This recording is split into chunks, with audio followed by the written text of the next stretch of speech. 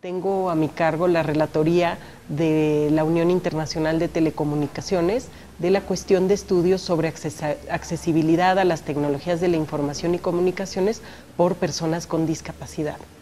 Dentro de esta relatoría hacemos investigaciones y vemos casos de estudio para poder proponer a los países políticas públicas o lineamientos que sean importantes seguir, es decir, facilitar a los países cuáles son los pasos a seguir si es que desean convertir las TICs accesibles en sus países.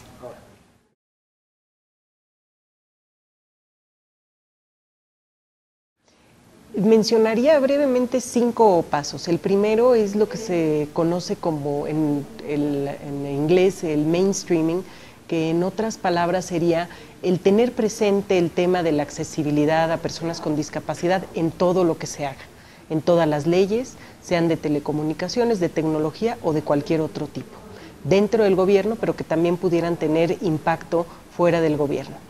Segundo elemento sería generar incentivos para que la iniciativa privada y la sociedad civil participe.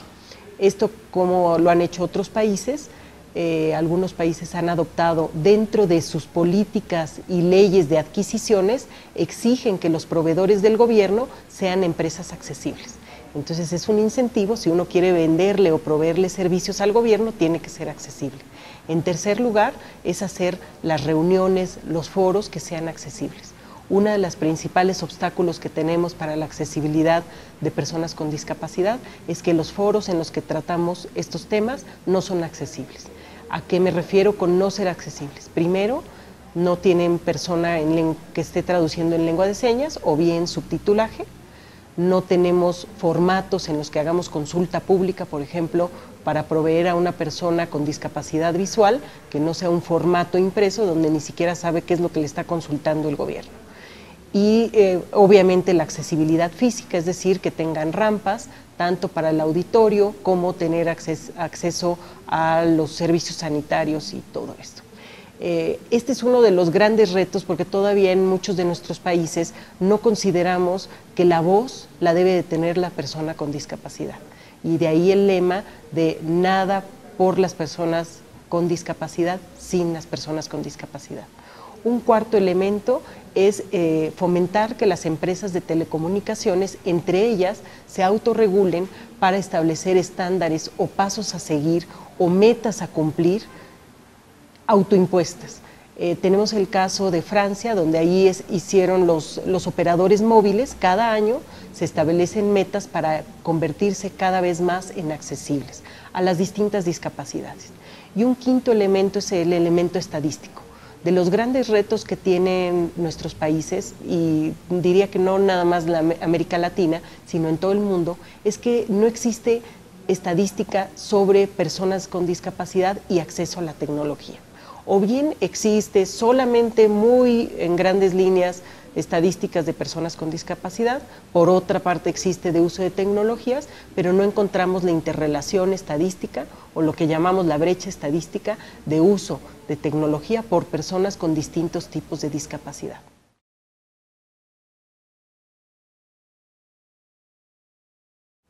Yo diría que no nada más es importante, sino es indispensable, porque las tecnologías se pueden convertir en un instrumento habilitador. La finalidad última es que todo ser humano sea autónomo. Esto quiere decir que pueda, con sus propios medios, con sus propios recursos, decidir el curso de su vida. La tecnología lo hace posible en muchos sentidos. Puede ser que una persona con cierta discapacidad física no pueda salir de su hogar, pero si tiene acceso a internet y tiene esos medios, estará visitando el mundo entero. Entonces, vemos que lo que se considera o lo que se le llama la brecha digital, en el caso de personas con discapacidad, si no aprovechamos estas TIC como instrumento habilitador, la brecha se va a profundizar de manera exponencial.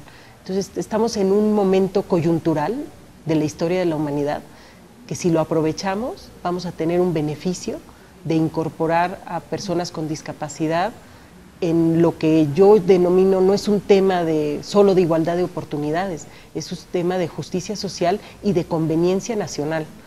¿Por qué hablo de conveniencia nacional? Hoy día en casi todos nuestros países estamos desaprovechando el potencial de personas con discapacidad simplemente por no proveerles acceso a las TIC. Y lo más alarmante es que hoy día con las TIC no tenemos pretexto para no ser una sociedad incluyente.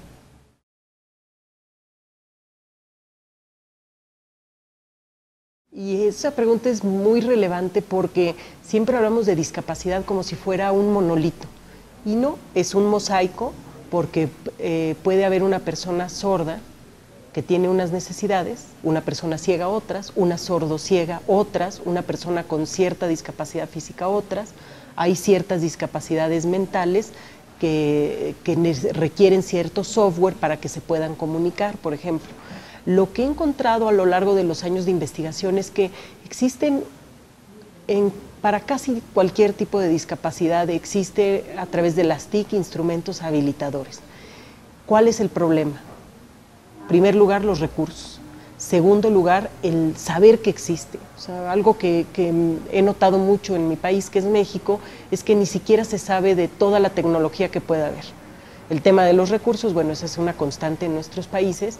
Y el tercer lugar es un tema cultural, diría yo, o un tema de actitud o de mentalidad. Yo he encontrado mucha resistencia en el caso de mi país porque no hay una percepción que una persona con discapacidad tenga, digamos, la necesidad o los derechos para acceder en igualdad de oportunidades, con equivalencia funcional, que es uno de los principios básicos. Es decir, equivalencia funcional implicaría que si una persona puede hablar por teléfono y comunicarse en tiempo real, el equivalente funcional tendría que implicar que esa misma comunicación se estableciera para una persona sorda, en tiempo real, no 20 días después, no a través de otra persona que le traduzca. Entonces, yo creo que esos son los tres grandes retos: el poder difundir que existe tecnología, la disponibilidad o la asequibilidad de recursos para comprar la tecnología, lo que se llama la alfabetización digital, evidentemente, y que haya una voluntad política y social para hacer sociedad incluyente aprovechando las TIC.